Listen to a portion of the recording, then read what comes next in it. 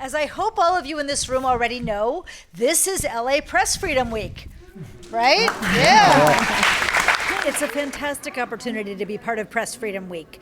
I think what's happening in Los Angeles this week and this collaboration is really quite extraordinary.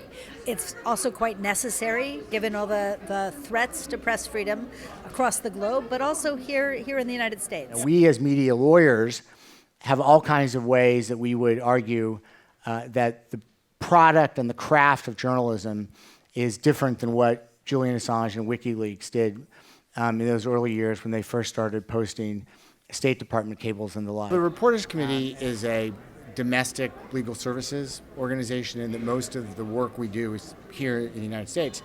But increasingly, we are seeing entry points for our work in international cases. I'm Monica Almeida. I'm the editor-in-chief of the investigative unit at El Universo newspaper.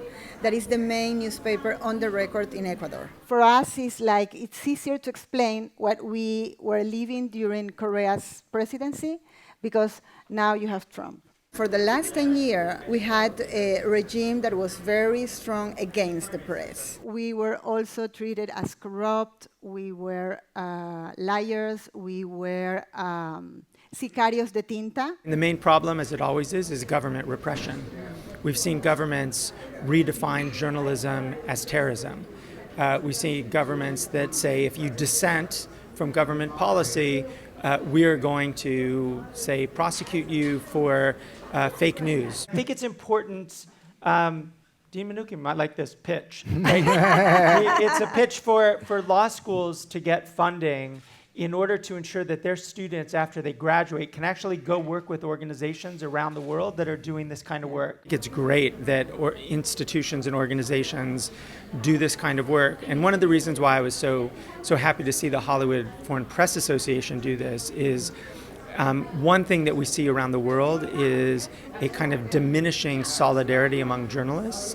And so I think for an association like yours to actually say, look, we can be approaching issues in different ways. We could be even competing for scoops, but at the end of the day, we're in the same business.